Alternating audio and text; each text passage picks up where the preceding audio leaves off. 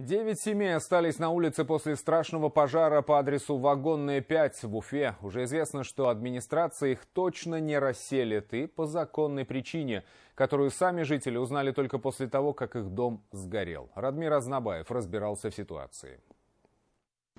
Мы горим, все проводка горит, все в панике. Вещи все собрали в машину.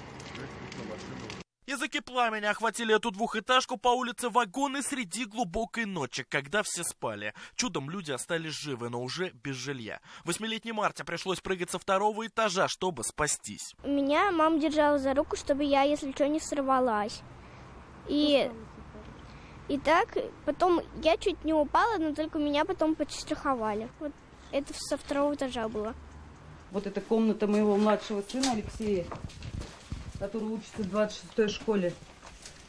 В тот день он как раз отпросился у меня на тренировке и ночевал у друга. У сына Алены Красильниковой явно сильный ангел-хранитель, считает женщина. Пожар начался на 2-м этаже под квартирой, где и живут Красильниковы. С возгоранием потолок сразу же обвалился на комнату младшего сына, на место, где обычно спал ребенок. То есть мне даже страшно представить, если бы он бы ночевал бы здесь. И что я сейчас говорю, мне 62 года, и куда я теперь? Куда?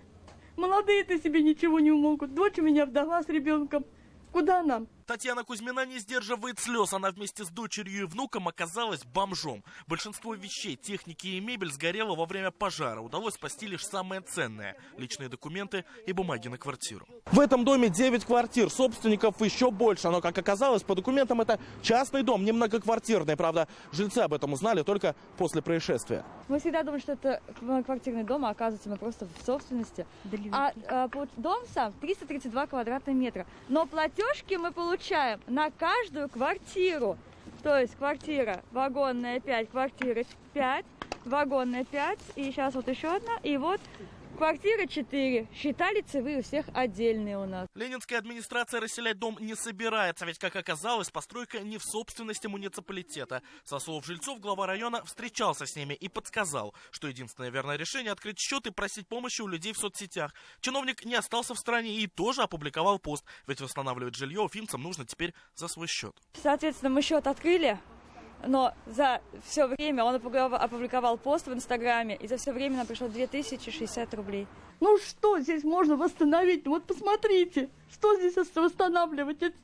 Я не знаю. И на какие? У меня пенсия 10 тысяч. Кстати, этой двухэтажке более 100 лет. Точной даты постройки не знает никто. По документам это 1917 год, с момента переименования улицы Вагонной. Деревянный барак аварийный, но за его ремонт, получается, так никто бы и не взялся. Между тем, район обещает помогать погорельцам, чем может. Мы посоветовались и предложили все-таки им сейчас пока временно, тому, у кого нет жилья, разместиться в чрезвычайном фонде, жилом фонде города Уфы.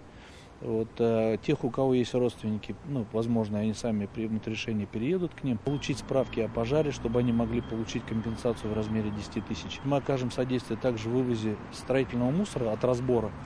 Конечно, соответственно, все это безвозмездно. Пенсионеры и семьи с детьми сейчас находятся в безвыходном положении. Родственники есть не у всех, особенно у пожилых людей. Некоторые уже более 2 недель ютятся, где получится. Оказать финансовую помощь погорельцам может каждый. Номер счета Сбербанка указан на ваших экранах.